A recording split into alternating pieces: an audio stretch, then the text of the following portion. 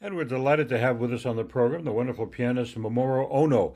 Momoro performed a few weeks ago or months ago at the Weill Recital Hall as part of the series. Momoro, welcome to our program. Thank you so much. It's an honor to be here. And you are talking to us, I understand, from where you teach at the Omaha Conservatory in Omaha, Nebraska. That's correct. How long have you been in Omaha? We moved here. My family and I moved here in 2000, so about Oh, a quarter of a century. that's a long time. And you teach Yes, and you perform in the area. that's right. Good. And what piece did you also studied at Juilliard, so you were no stranger to New York, but I understand this was your first actual appearance at Carnegie Hall. That's correct. When I was a student in the late 70s and early 80s, I was studying with Adele Marcus, a great teacher, and Hmm. I heard many artists play at Carnegie Hall, but this is the first time that I performed there myself. And I'll bet that even though you're a very experienced performer and you've played all over the world, it must have been still a kind of a thrill to walk out onto the stage at Carnegie. Absolutely. It was great. You might have even been a little nervous. I don't know. Well, I get nervous all the time. And actually, I wasn't as nervous as I maybe should have been. But it was mostly exhilarating and really totally enjoyable. It was a warm crowd, a wonderful piano, and the whole is just wonderful. And what piece did you perform? I played my arrangement of Manuel de Falla's Ritual Fire Dance from El Amor Brujo.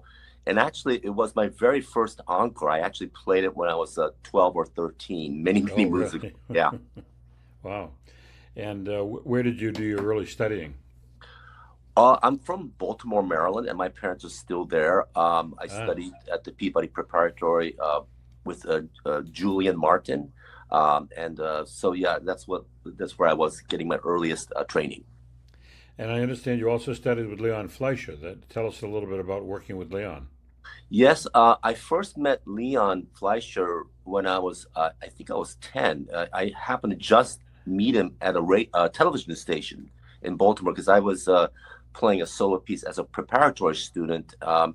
And Mr. Fleischer had one of his students playing also in the same program. And that's the first time I met him after I performed.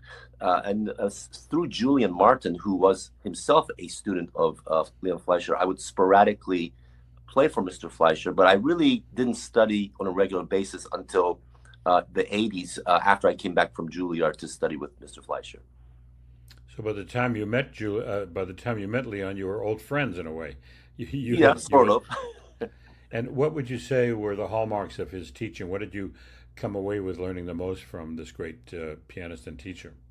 Well, I think mostly great musicianship. I think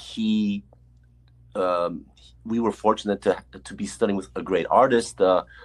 He needs no introduction with those iconic Beethoven concerti and the Brahms concerti. He put his biggest emphasis on musicianship to really study a score and to basically leave ourselves to not impose our personalities on the music, but rather to be a little bit more, I guess, humble in a way, and to try to discern or to try to interpret what we think the message of the music was. So I think that's if I had to say it succinctly, that's what I came up away with the most, I think. To a person like myself who's not a musician, when we think of a person like yourself having a teacher, we think that, oh, well, no, your finger goes here, and then you should do this finger here and that finger there. But that's not it. It's much more on a higher plane, isn't it? It's a much more philosophical. Well, I guess when we're young, when we're learning how to play the instrument, certainly building a technique and using good fingerings and good posture of the arms, that's, of course, very, very important. Because if we don't have the means to negotiate the piano, even if we might have good ideas musically, we wouldn't be able to get them out of the instrument. So that is certainly very, very important. And I was very fortunate to have great teachers in my formative years, but they also emphasized um, musicianship to try to get an idea of what the message, the so-called message, might be in a composition. Now, you've been teaching for a number of years, many years actually, in Omaha, Yes. and we often hear that music is being cut in the schools and that kids aren't getting exposed to classical music. As you survey students who come into the school, music students, what are you seeing? Are you seeing any changes in their sophistication and their preparedness, their love for music? What kinds of things are you seeing in your students in recent years? Well, that's an excellent question. It's actually not. It's a pretty complicated one. I see a huge variety of interest in music. Obviously, since we're living in the age of superstars like Taylor Swift and others, many other my students are more inclined to her type of music. But it's surprising. It's still very heartwarming to know that there are people who are graduating from high school who are actually more inclined to classical music, which is what I'm more comfortable with. And a couple of them actually seem to know more about the various performers than myself. But there are some students who are genuinely interested in the classical repertoire. But I get all kinds of students with various interests, and I try my best to assist them in understanding, for example, classical music or whatever music they might be interested in. Yeah. I said I wasn't a musician. I do have a degree in music, but I was never very much of a musician.